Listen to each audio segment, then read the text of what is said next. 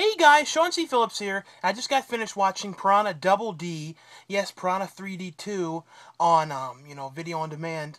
And I've seen a lot of comments, when I was posted about it, and I've seen other posts, people saying the movie's absolutely horrible. In all seriousness, the first Piranha 3D movie, I never loved that one. I thought that it was okay. I looked at it again a couple months ago, and it's a fun watch, but it's nothing like amazing. And I thought, trying to be like a throwback B movie and things like that, it was okay. And I thought certain actors in the movie kind of understood, like Jerry O'Connor. I could tell that he realized it was real over the top, play it kind of silly. Some of the other people were kind of all over the place with it, But besides that, to talking about the sequel, it had some ups and down parts and things like that. But all in all, as like a movie, I thought it was a more fun movie. I thought, it's directed by John Gulager, who did the Feast movies, which I really like. I really like the stuff he does.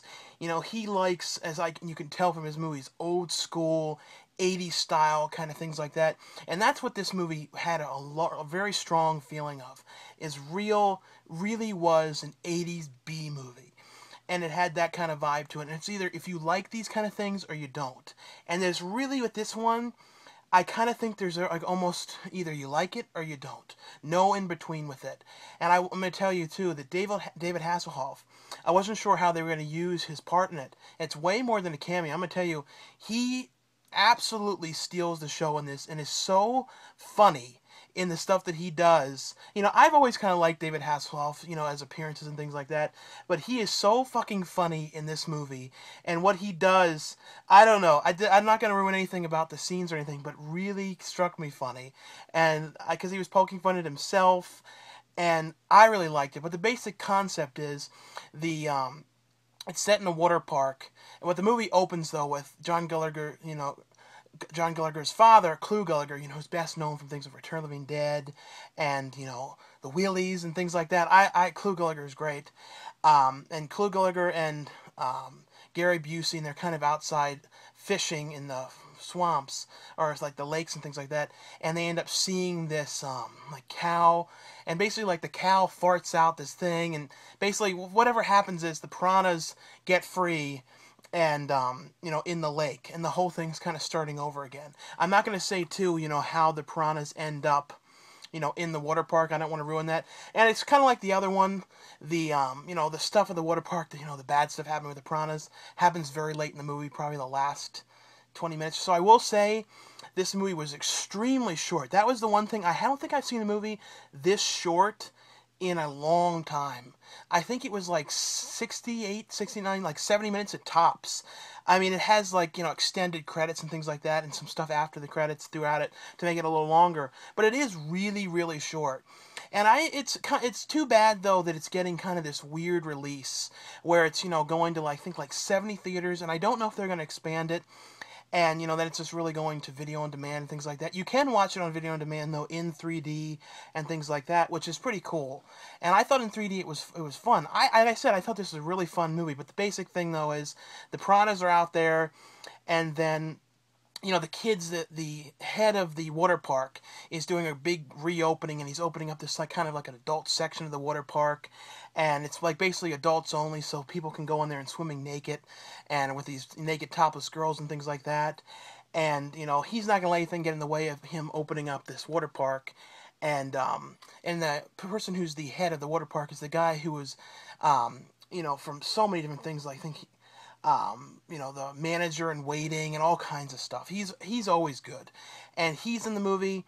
And but basically, they discover out in the lake, right by the water park, there is all the piranhas. So it's basically them trying to figure out what's going on. And Christopher Lloyd has a cameo in it.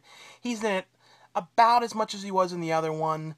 Ving Rhames comes back. I'm not going to say in what ways he comes back. He was really good, though, and acting a little differently than you've seen Ving Rhames before.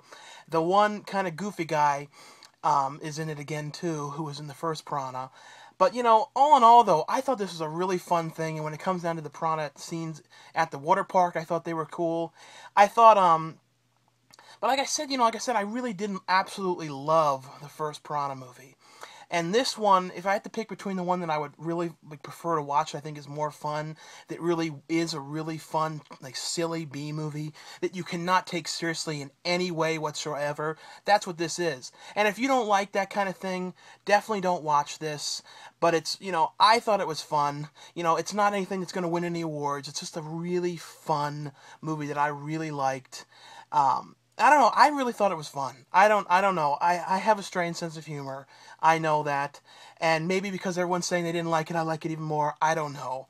But like I said, that's pretty much the main concept, though, is that the piranhas are nearby, and the stepdaughter of the guy who's, taking over the water park and, making all these changes to it that she doesn't agree with. Her and her friends are trying to figure out what's going on, and, hoping that the piranhas don't somehow end up into the water park. There's some funny side plot things like that, too. Like, one or two things happen that they don't really explain too much about. I'm definitely looking forward to seeing when it comes out to Blu-ray. I'm sure it's going to be an extended cut, with a lot more stuff added to it. But if you get the chance to see this, definitely watch this on demand. And if it's playing in a theater near you, definitely go support it and try and find, wherever it is. I think it's like 67 theaters, something like that. Hopefully they extend it. But, all in all, I just thought it was a fun movie. Like I said, nothing absolutely amazing, but I just thought it was fun. Really silly B movie. Anyway, though, thanks a lot for watching, for subscribing, and I'll see you guys later.